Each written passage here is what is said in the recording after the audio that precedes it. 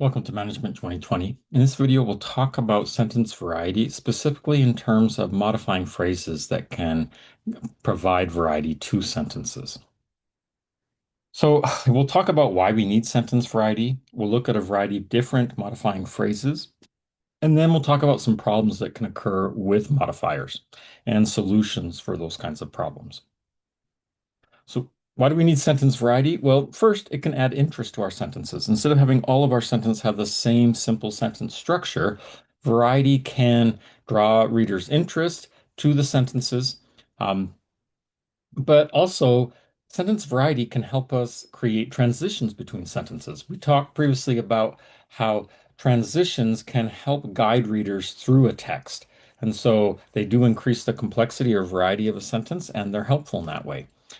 But also sometimes the meaning of that we want to communicate to our audience can't be very easily communicated with simple sentences. So increasing the complexity of the sentence allows us to communicate more complex ideas. So all of these are good reasons why we want to feel comfortable with a variety of sentence structures. So we're going to look at some modifying phrases, prepositional phrases, adverbial phrases, adjectival phrases, and relative clauses. Prepositional phrases begin with a preposition. Here are some of the most common prepositions in English, and these prepositional phrases can function in a variety of ways in a sentence to give variety, but also to describe things in sentences. So if you like, you could pause the video now and see if you can identify the prepositional phrases in these sentences and what they're doing. So in the first sentence, at the department meeting is the prepositional phrase, and it describes where Ken announced the new plan. In the second sentence, with the fancy dinner, describes how the team celebrated their success. And in the last sentence, in production costs, helps describe which increase we are referring to.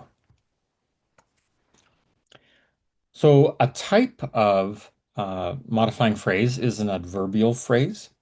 These describe or modify verbs or sometimes a whole sentence. They often answer questions such as when, how, where, or why the action is taking place. So here, if you again, you'd like to stop the video, see if you can identify the adverbial phrase in each sentence. So in the first sentence, with skill and diplomacy is telling us how she completed the negotiation. In the second sentence, by the end of the week, is describing when we should file the report. Without any warning, describes when the server or how the server went down. And the last one, on the same day, describes when we secured the new contract. And all of these examples are prepositional phrases that function as adverbs. They describe or modify the action. And we also have adjectival phrases. Adjectival phrases function like adjectives to describe nouns, noun phrases. So if you like, you can pause the video and see if you can identify the adjectival phrases and which nouns they are modifying. In the first sentence, in charge of the marketing department is describing the type of manager. Okay. In the second sentence, with extensive sales experience is describing the type of candidate that they are looking for. In the third sentence, led by Carol is describing which presentation, and working on the Disney project describes which employees have to sign the agreement. If you look at these four sentences, the first two are prepositional phrases that function adjectively. The second two are a little bit different. They begin with words that look kind of like verbs, and we'll describe that more in the next slide. So both of those examples were adjectival phrases that use participles. A participle is a modified verb. And in this case, they can function like adjectives. And two common participles we use in English is the present participle and the past participle. A present participle is formed by using the base form of the verb plus the ing ending. And so in the example sentence, the email containing the final report was sent this morning. Containing the final report tells us which email was sent. And so we have the base form of the verb contain with the ing ending. Now it functions like an adjective. The past participle is formed by the main form of the verb, or the base form of the verb, with the ed ending for regular verbs. For some irregular verbs, we kind of think of it as the en ending. So for an example, we have the verb forget. We have the past tense of forgot, and then we have the past participle forgotten.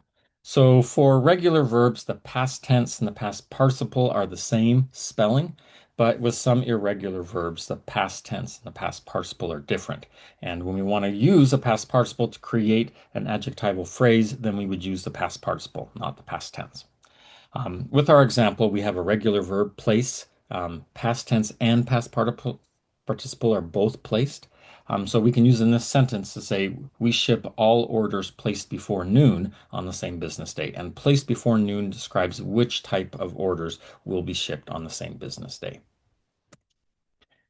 Another way to modify phrases are to use relative clauses. So relative clauses use a word called a relative pronoun, and they're used again to describe nouns. So let's look at some examples. If you like, again, pause the video and see if you can identify the relative clause and which noun it is describing. In our first sentence, who created the new logo describes the designer. In the second sentence, whose expertise in customer service describes that it verifies that it's the consultant's expertise that will help. In the third sentence, that you gathered from the survey describes which feedback needs to be sent. So as we use modifiers, sometimes we can run into problems because it's not clear to the audience what the phrases are modifying. And one way this can happen is with dangling modifiers. With the dangling modifier, we have a modifying phrase, but the noun that it's modifying is not part of the sentence. It's maybe sort of implied, and the person who created the sentence obviously has in mind what it's modifying, but it's not explicitly stated in the sentence, and that can create some grammatical problems that can lead to confusion and certainly lowers the professionalism of the sentence and the communication. Let's look at some examples. So in the first sentence, after finishing the quarterly report, a break was needed. So the subject of this sentence is a break. Okay. And so the phrase before it is describing the subject of the sentence. But breaks can't finish quarterly reports. So there's a problem with this sentence. After finishing the quarterly report describes something that's not stated in the sentence. See if you can do the same thing with the other sentences. Identify the modifying phrase and identify the problem and think about maybe how you could fix that problem. So with our first sentence, the best way to fix this is describing who finished the quarterly report. So after finishing the quarterly report, we needed a break. We are the ones that finished the quarterly report, and we're the ones that need the break. So that was missing from the first sentence, but the revision helps clarify that. In the second sentence, walking through the busy street, the noise was unbearable. Noise does not walk through busy streets. So we've got to clarify who was doing the walking. Walking through the busy street, she found the noise unbearable. In our next sentence, exhausted after a long day of flights, the bed looked inviting. Beds don't get exhausted. So we've got to clarify that. Exhausted after a long day of flights, he found the bed inviting. And then in our last example, delayed by a call from my boss, the meeting started late.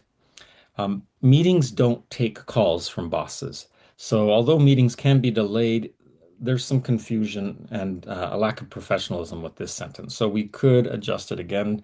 Delayed by a call from my boss, I started the meeting late. So in addition to having dangling modifiers, another problem we can have with modifiers are called misplaced modifiers. And this is when the modifying phrase is placed in the sentence in such a way that maybe it's appearing to modify something other than what it was intended. This can create, again, ambiguity, or it can create maybe silliness or humor that really undermines the professionalism of the communication. Let's look at some examples. If you like, pause the video, see if you can identify the modifying phrase, and then identify where that modifying phrase should be properly placed so that it's as close as possible to the noun that it modifies. In the first sentence, we served lunch to visitors on paper plates suggests that the visitors are on paper plates. So that's not true, right? It's the lunch that's on paper plates. So if we move that phrase closer to the noun that it modifies, that will improve the professionalism and the clarity of the sentence. We served lunch on paper plates to visitors. In the second sentence, the company bought tablets from a helpful representative with twice the memory. Although it's possible, I suppose, for a helpful representative to have twice the memory of other representatives, that's probably not the intention here. It's twice the memory is probably describing the tablets. So might want to rewrite the sentence as the company bought tablets with twice the memory from a helpful representative. In our third sentence, he saw a puppy on the way to work that was adorable. And I can agree that if we see puppies on their way to work and they're carrying briefcases, that would be adorable. But the puppies are probably not on their way to the work. He is. So let's move that phrase to the beginning of the sentence. On the way to work, he saw a puppy that was adorable. And in our last example, it appears that the meeting is dressed in jeans. That's not very probable. So let's move that phrase so that it's closer to the managers. Dressed in jeans, the managers arrived at the meeting. So we talked in this video about the value of having sentence variety. It can create interest. It can help communicate more complex and more important ideas than what we can do with simple sentences alone. There's lots of ways to modify phrases, but we can run into trouble. So we need to be careful that we are clearly explaining to readers what objects in our sentences are being modified by which phrases. And generally, the way we do that in English is being careful about where we place those modifying phrases within a sentence.